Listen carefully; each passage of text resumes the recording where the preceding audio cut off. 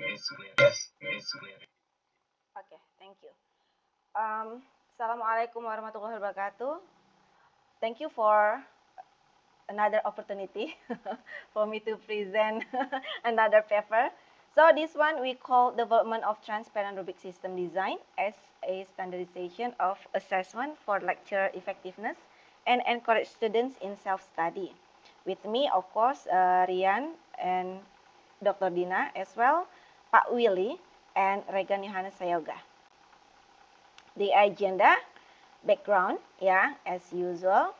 And then after that, we have method, then result and discussion, and finally conclusion.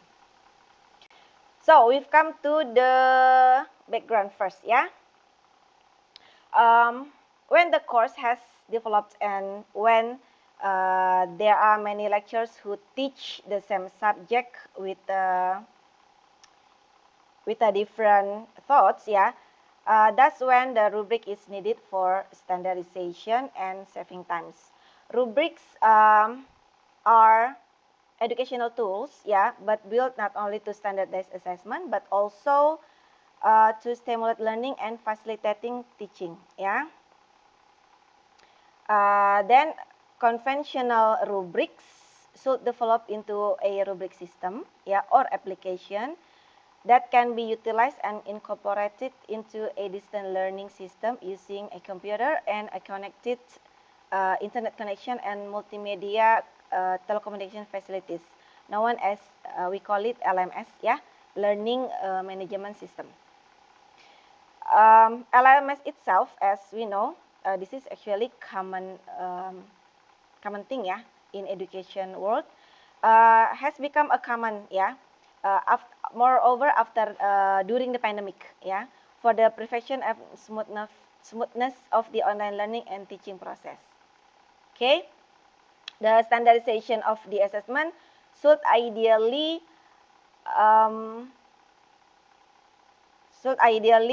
be integral as part of PBM, proses belajar mengajar, or in English is the learning teaching process, yeah. Although the theory and application of rubric have been exist for a long time, yeah, many of them are still done manually. Thus, that are still many weaknesses that are left by the tutors, by the students, and the campus itself. From the tutor's point of view, the weakness of using manual rubrics is seen when the tutor there are still many weaknesses here. From the tutor's point of view, the weakness of using manual rubrics is seen when the tutor spend time thinking about the giving scores to the students' answers, that it will be vary, yeah, because they have to go back and forth to see and compare students' answer from one student to other students. Not to mention the subject impression and the many questions from almost all students about the result of their assignment scores. Meanwhile, from the side of the students themselves, yeah, even though the questions and instructions are very clear, sometimes students will still cannot something like answer because they are, yeah, not confident and hope that by answering imperfectly they will still get the scores, yeah.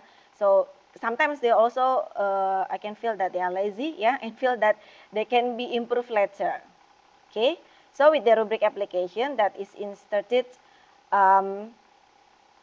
into the LMS, yeah, and made transparent, so both tutors and also the students can see the content of the rubric without anything hidden.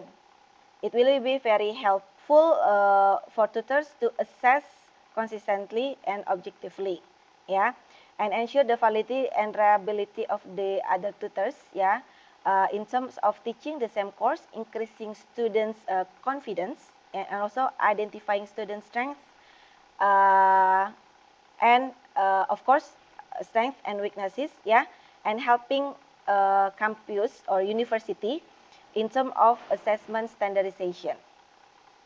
Okay, and we've come to the method. Here we are using the WHDM method, yeah. It stands for Object Oriented Hypermedia Design Method, yeah. This is involving 4 different phases, yeah, namely conceptual design, then also navigation design, then abstract interface, yeah, interface design, and of course the last one is implementation. Okay, in this WHDM, conceptual design afferents the ideas of or static aspect of a particular system. In the conceptual design phase, yeah, a similar unified modeling language or UML notation is used to build models in the domain of application. In navigation system, yeah, number 2, yeah, step 2, it consists of 2 navigation diagrams named navigation class diagram and navigation structure diagrams. The navigation class diagram is designed to indicate that the static possibilities of navigation which exist in the system, whereas the navigation structure diagram represent the navigation content and access structure. And the third, as we can see, it is interface design. Yeah, this design phase identifies the design of the user interface in an abstract manner, showing the interface objects and how the user perceive them and how they perceive them. And the last one, the implementation design as the last phase. The application is implemented and the designer implements the design based on the model built from the interface design. The WOHDM method emphasizes the problem of modeling construction to build a modular structure and design a clear interface with the conclusion as described in the picture shown in your monitor. Yeah, and we go to the result and discussion. So the rubrics displayed in the LMS are all the appropriate tutoring courses in the account of each lecturer. Yeah, all rubrics displayed are all related to the assessment of personal assignment. We have here in LMS, yeah, we have we call it a task. Yeah, we have personal task and also assignment task. We have TP1, we call it TP1, TP2, and after that we also group assignment. TK means TP is personal, ya, tugas personal. TK is tugas kelompok, ya. So we have TK1, TK2, TK3, and also TK4. And not to mention, probably I forgot to put here, is also final exam, ya, or UAS. Okay, the following is the ISPM example, ya. Information System Project Management. Tutoring courses as example for TK1. So previous we have TK1, 2, 3, and 4. So I took the example of TK1. Yeah, for the rubric standard with question essay from data mining. Yeah, from data mining taken from the book of Machueka. Yeah, it has question like this. Yeah, the question is number 1. Why the state government consider a development of a business case for anti-terrorist data mining projects? Question number 2, can institutionalizing IT governance save taxpayers' money, increase the likelihood of success, and ensure privacy of civil liberties? And question number 3, please create or make MOV, measurable organizational value, for link analysis, an application of data mining that can be used to find out terrorists traveling with airlines in the US. Use the process for developing the MOV described in the scenario. From those questions, we can have this mapping of the rubric, yeah, for the standardization rubric for this subject. And here, for the learning object, yeah, students are expected to analyze study case to explain business case, IT governance, and MOV.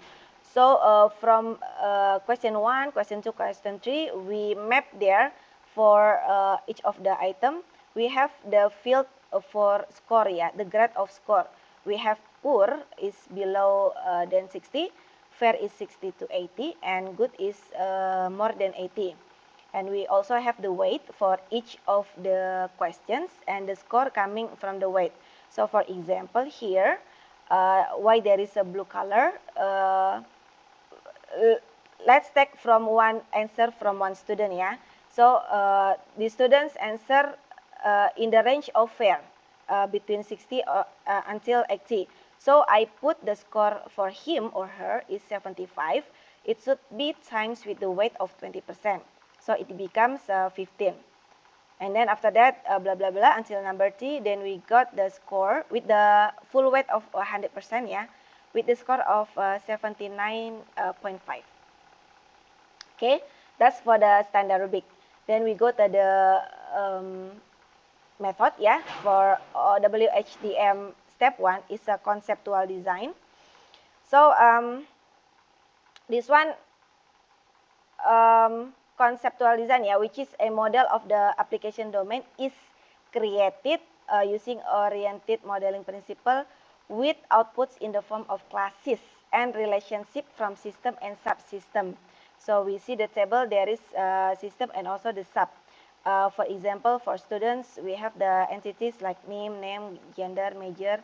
Then it will relate it to maybe to the class, to the evaluation, to the subject, yeah, and also other field related to other field, related to other table. Sorry, table, yeah. Then after we already have that conceptual, then we go to the navigation design, yeah, for step 2.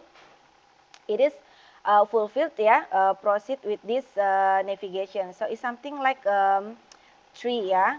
So we navigate from, for example, this lecturer, it will go to the class, and after that, the class will be able to see the subject, and then the subject has the evaluation. This evaluation consists of TP and TK and also final. So that's the navigation.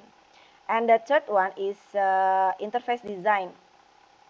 So after design, this one is design in the LMS, yeah. So it's start from the dashboard. As we can see here, there is a red circle, yeah.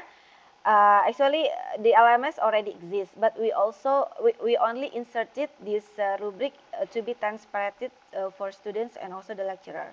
So this is the design we input there, and that one, when we come into the deep dive, then it will be like that, the picture, yeah, the standard rubric, and after that we click again, it will be going to this course design.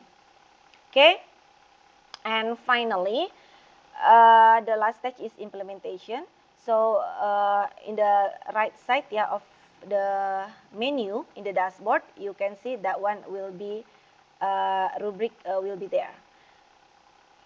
So from that we can see, and we can say for the conclusion, based on that previous discussion, yeah, it can be concluded that development of the rubric menu can be designed through WOHDM method, which is able to produce good website navigation, yeah, making it easier to build. And with this rubric system, it helps and facilitate the campus in conducting standardization, okay, standardized assessment, so that the students they are motivated, of course, motivated to learn independent and provide convenience for the lecturers, yeah, in providing assessment, so that the time required is quite efficient and the desired results are in accordance with campus assessment standard. And this is my final slide, yeah. It's me, Rian, Budina, Pak Willy, and also Regan. Thank you for your attention. Back to Pak Farid. So, about this transparent assessment rubrics, should all the assessment rubrics always be transparent to the students? If so, how transparent the assessment rubric should be to the student? Whether it should be always fully transparent or partly transparent, or maybe there's some other explanation. Okay, thank you for the question, Pak Faris. So should be really full transparent for the students. Okay. Me personally, this is my answer, yeah, because it will be different with the public or from the university or from you. But for me, it should be transparent for 100% for all the assignment. Because of why? Because it will make students feel confidence and also make them eager to answer according to the rubric, because if they don't have the guidance, they will answer for from what they know or from based on the theory or kopas lah as we know so many students do their kopas, then they will do something like asal-asalan like that. Moreover, for essay, yeah, it's a different thing from multiple choices. So for me, it's really, I really support 100% if it is fully transparent for 100%, not only for the students, yeah, but also from the teacher, from the tutors. We will consider that more careful to give the scores to the students. So it will be really based on the data, not based on the feeling, not based on okay, I like this student, or I don't like that student because of behavior. No, it's not like that. So it's so subjective. But having this transparent, it will be so very objective. So both parties know, uh, both parties knows what to do and how to do. And after that, finally, we also can compare if one party feel not satisfied. For example, I already answered this based on your rubric, Miss, for example, yeah. But how come you still give me the score less than 60, for example? Then I can explain, okay, this rubric 60 is this, and your answer is this. You don't have this as the requirement of table more than 80. So we can really, I mean, it will be fair, yeah, for both parties, yeah. So it will be no baper or something like that lah. Okay, thank Like you that, Pak very much. Faris. So inspiring. Thank you, Pak Faris. Okay.